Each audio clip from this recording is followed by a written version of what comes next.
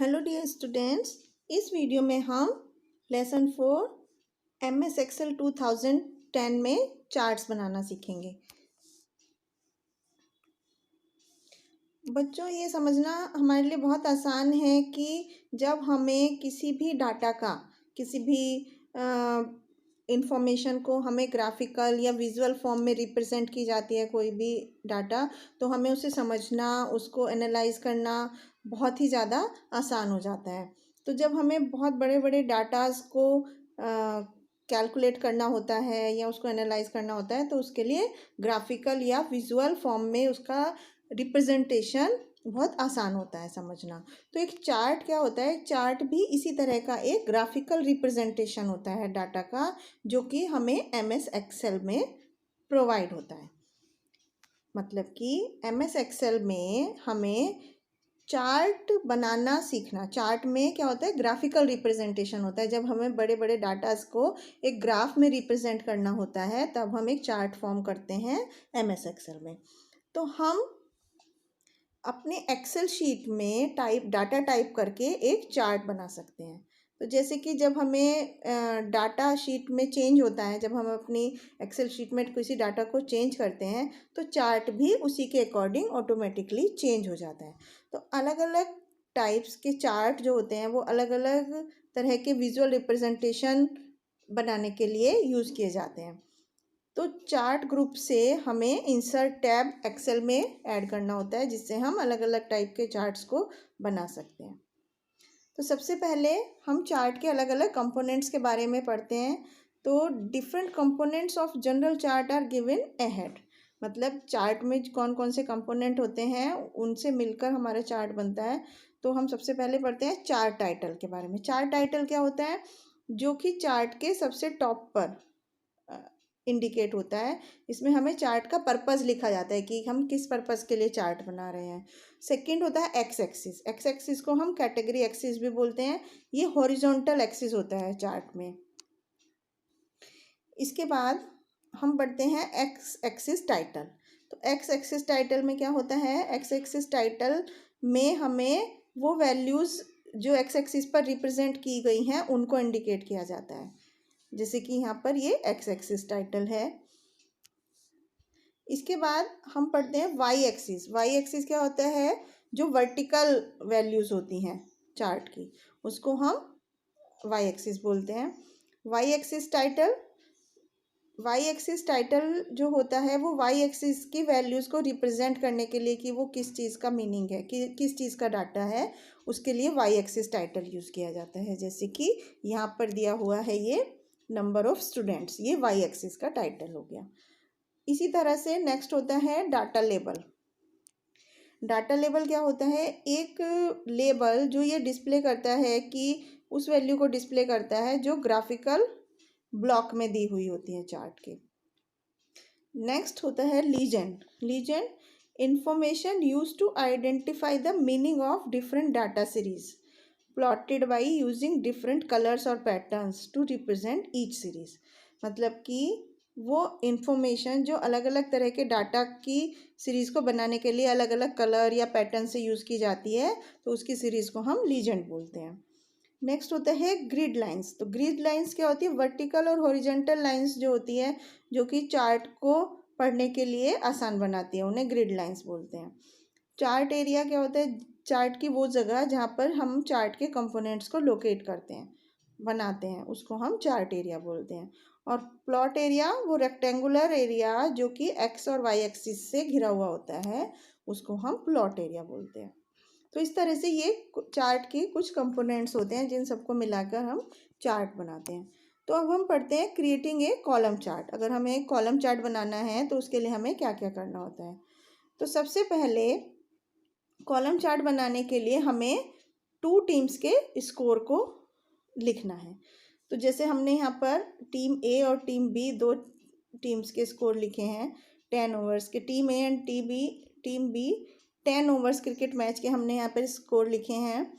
तो new Excel file हम खोलेंगे सबसे पहले, और उसमें अपने डाटा को A1 से C13 कॉलम तक हम फिल करेंगे। उसके लिए cell B6 stores the runs scored by team ए।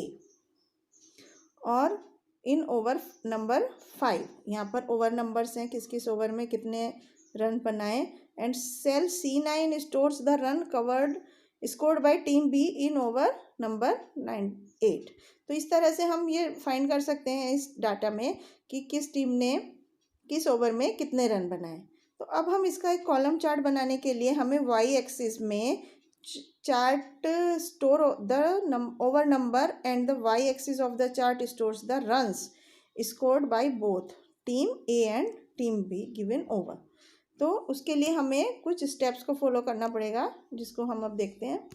तो सबसे पहले हमें सेल्स को सेलेक्ट करना है जिसमें डाटा है A1 से C11 तक, जिन कॉलम हमारे सेल्स में डाटा है उसको सेलेक्ट करना पड़ेगा, उसकी एक रेंज को सेलेक्ट करना पड़ेगा। उसके बाद हम इंसर्ट टैब करते हैं और फिर चार्ट ग्रुप में से कॉलम का ऑप्शन सेलेक्ट करते हैं।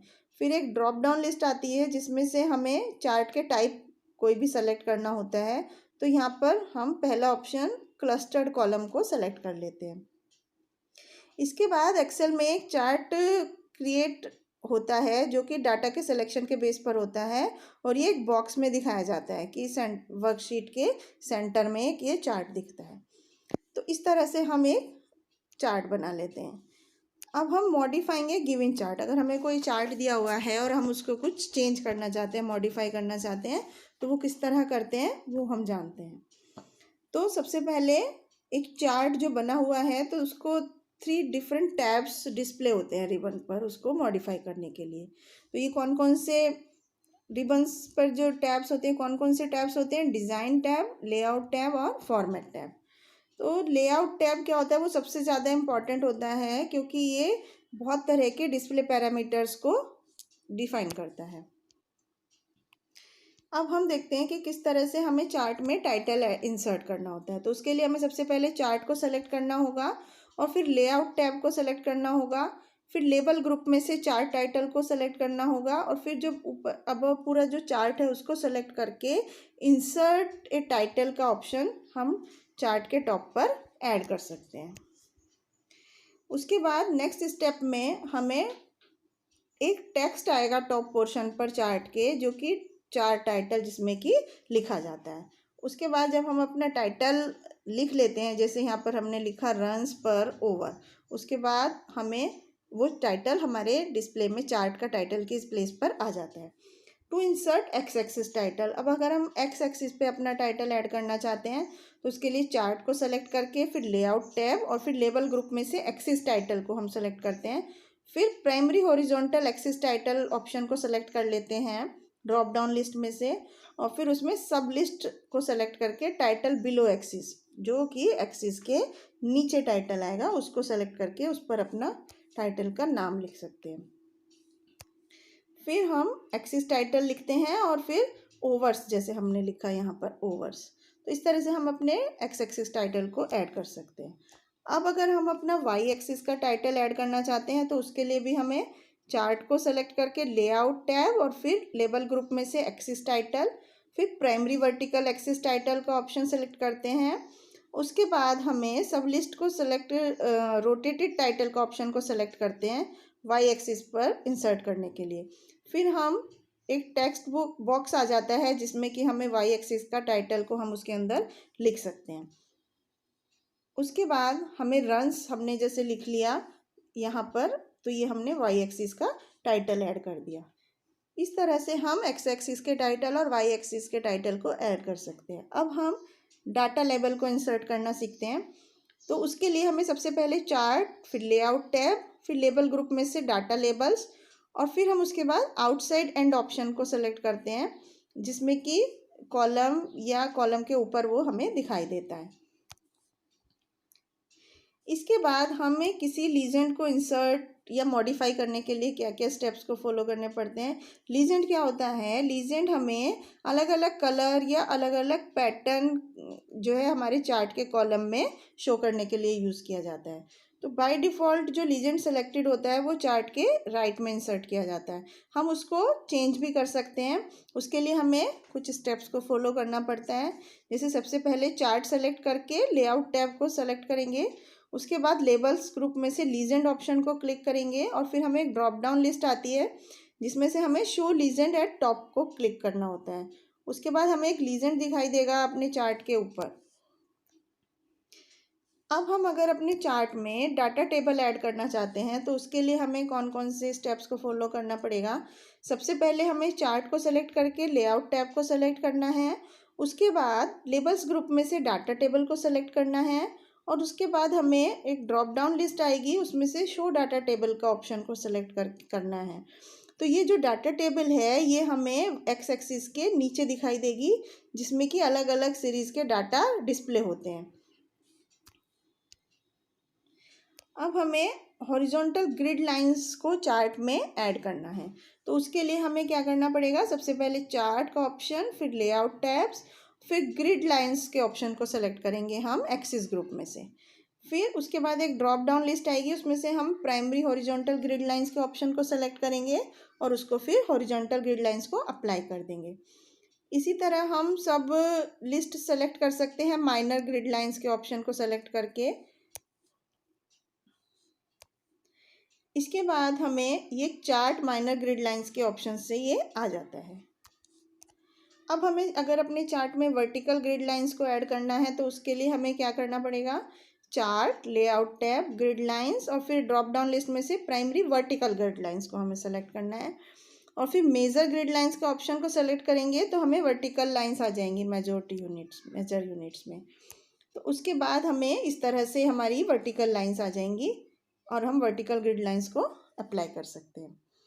तो final chart complete with all types of formatting, इस तरह से हम पूरे सब फॉर्मेटिंग करके इस तरह का चार्ट बना सकते हैं।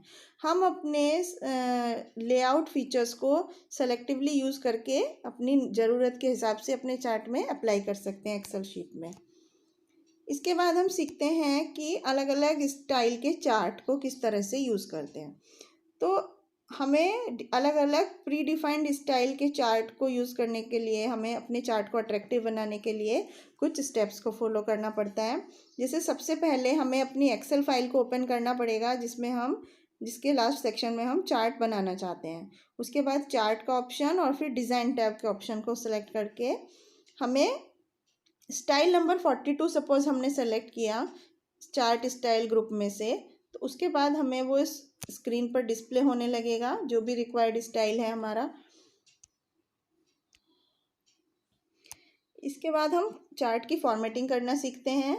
तो एक बार जब हम चार्ट बना लेते हैं तो उसमें हम चार्ट का पर्टिकुलर स्टाइल ऐड कर सकते हैं या हम सेलेक्टेड स्टाइल का फॉर्मेट भी ऐड कर सकते हैं, जैसे कि उसकी शेप है, स्टाइल है, वर्ड आर्ट स्टाइल है, शेप इफ़ेक्ट्स हैं। तो इसके लिए हमें क्या क्या स्टेप्स फॉलो करना है।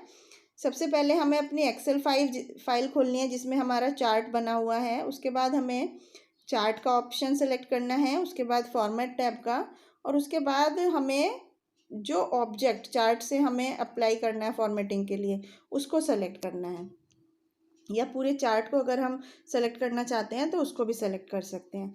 इसके बाद हमें शेप स्टाइल ग्रुप को क्लिक करना है और ड्रॉप डाउन लिस्ट आएगी, उसमें से सेकंड ऑप्शन से लास्ट रो में सेकंड ऑप्शन को सेलेक्ट करना है। फिर हमें फिगर के नीचे चार्ट के बाद एक एप्लीकेशन की फॉर्मेटिंग दिखेगी, तो हम उन फॉर्मेटिंग फीचर्स में से कोई भी अपने चार्ट में अप्लाई कर सकते हैं फॉर्मेट टैब के ऑप्शन से सेलेक्ट करके। तो इस तरह से हम अपने चार्ट को अलग अलग फॉर्मेट में रख सकते हैं। इसके बाद हम अलग अलग तरह के चार्ट को बनाना सीखते हैं। यहाँ पर हमने सीखा कि किस तरह से हम एक्सेल में चार्ट को क्रिएट कर सकते हैं, मॉडिफाई कर सकते हैं और कॉलम को फॉर्मेट को बना सकते हैं। तो बहुत तरह के चार्ट्स होते हैं जो कि हम एक्सेल में बना सकते हैं। तो अब हमें उनमें से कुछ को डिस्कस करना चाहिए। अब हम एक पाई चार्ट को बनाना देखते हैं। पाई चार्ट क्या होता है, वो जनरली उन डाटा के एक पार्ट को रिप्रेजेंट करने के लिए बनाया जाता है कि अगर हम पूरे चार्ट में से कुछ पोर्शन को दिखाना चाहते हैं, जैसे कि एक सेल्स में डाटा है A1 से B5 तक कोई डाटा दिया हुआ है, उसके ये इंडिया के अलग अलग रीजन के टाइगर्स के नंबर्स लिखे हैं उसमें, जैसे कि गंगेटिक प्लेन में इतने टाइगर्स थे, सेंट्रल इंडिया में इतने, ईस्टर्न घाट्स में इतने। तो ये एक डाटा हो गया। इसके बाद हमें एक पाई चार्ट बनाना है जो कि टाइगर की परसेंटेज बताए कि हर एक रीजन में टोटल नंबर ऑफ टाइगर्स का कितना परसेंटेज टाइगर है। तो उसके लिए हमें क्या करना है, हमें उन सब टाइगर्स के नंबर्स को टोटल करना है, जैसे कि वो 100% है, पूरे टोटल टाइगर्स हैं। तो पाई चार्ट में हम इंडिविजुअल डाटा को ऐड करते हैं एज ए होल, जो कि 100% होता है। तो इंडिविजुअल डाटा जब डिस्प्ले होता है पाई चार्ट में तो अलग अलग परसेंटेज आती हैं होल डाटा के रिस्पेक्ट में। जैसे अब हम जो डाटा हमने देखा उसका हम पाई चार्ट बनाते हैं। तो सबसे पहले हमें सेलेक्ट करनी होगी वो रेंज जहाँ पर डाटा है, डाटा लेबल्स में से। जैसे हमने अभी यहाँ पर A1 से B5 तक डाटा भरा हुआ है अपने सेल्स में, उसको सेलेक्ट करते हैं। उसके बाद इंसर्ट टैब को सेलेक्ट करते हैं और फिर चार्ट ग्रुप में से पाई के ऑप्शन को, पाई चार्ट के ऑप्शन को सेलेक्ट करते हैं।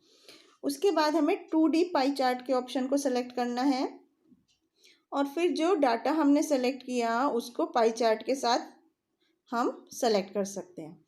तो लीजेंड हमें क्या देता है, legend gives the meaning of each portion of the shaded slice in the pie chart. तो हर एक स्लाइस में अलग अलग कलर में कौन सा रीजन है वो हमें लीजेंड से पता चल जाता है। चार्ट टाइटल ऑटोमेटिकली सेलेक्ट हो जाता है टाइटल टाइगर पॉपुलेशन से कॉलम हेडिंग में।